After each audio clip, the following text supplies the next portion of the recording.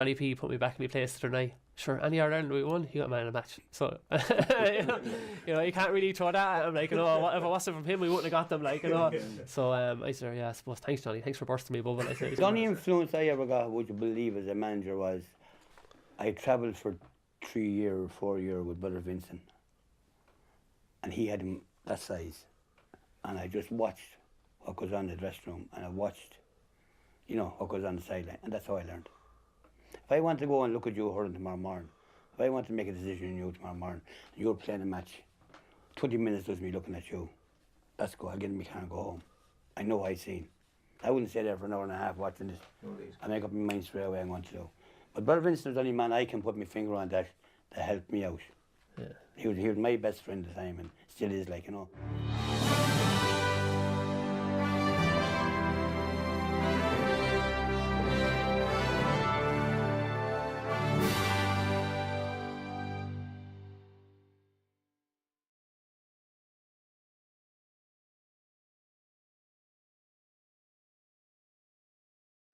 Like a lot of the lads that were on that started off, we all started off together with a very successful underage team all the way up 14, 15. So it was really the natural progression.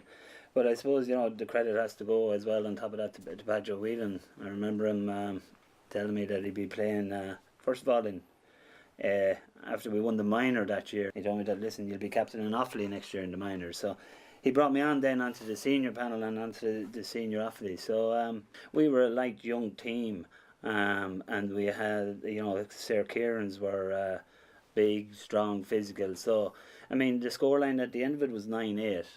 But it was tough going, but because we would have been pushed around a bit. But there was an awful lot of work rate gone into it, and it was one of the hallmarks of Birr right throughout.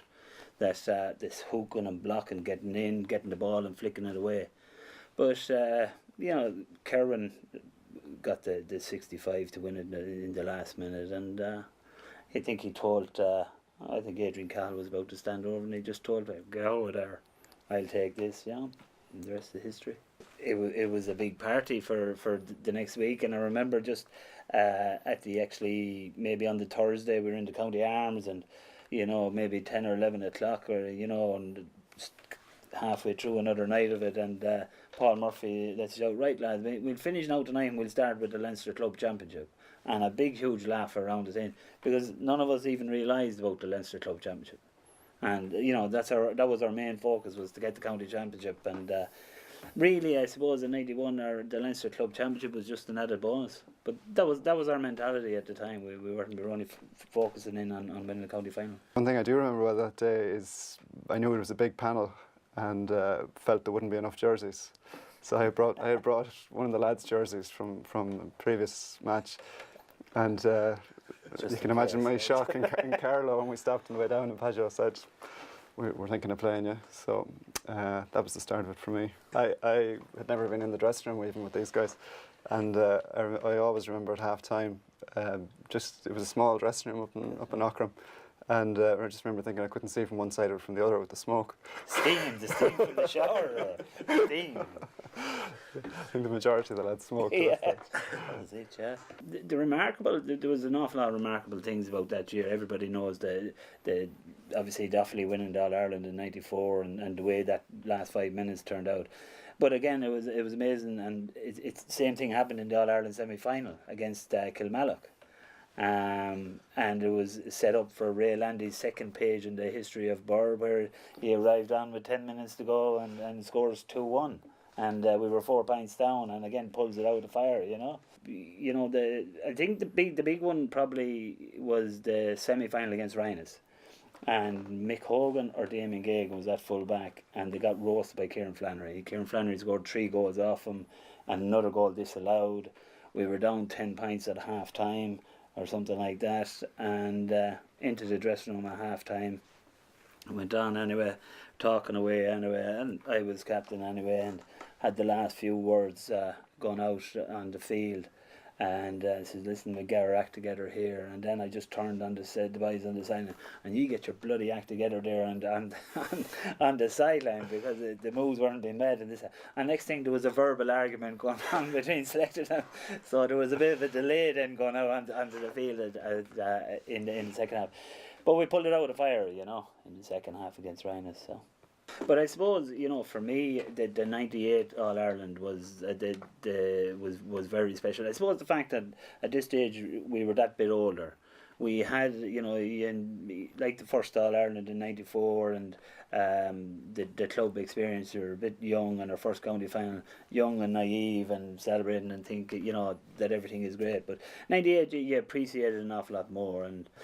And then, of course, you know, I suppose one of the big things about the '98 All Ireland, then you were playing Sarsfields, and Sarsfields had put back-to-back Club All Irelands, and you know, you had big men on that. You had Joe Cooney on it, and you had several of the Galway players that, you know, that had played for Galway, and it was a big game. But we played exceptionally well that day as well, and that was very pleasing, and probably the best club win for myself, and yeah.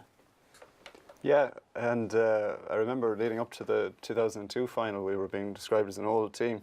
I think 2002 for me was the day I thought when we were so focused. I remember walking out onto the field that day, and rather, you know, there was just, we weren't too wound up or anything. We were just super tuned in, and yeah, it was obviously a huge honour for us, and I know that there probably is that perception that they were great hurlers and it was easy, but I personally don't think it was easy. It's never easy to keep out the show on the road all the way to from a season that will start in May and finish the following March. You know, different conditions, and marrying maybe county players being away for a lot of it, and the usual trying to join teams and families together and that.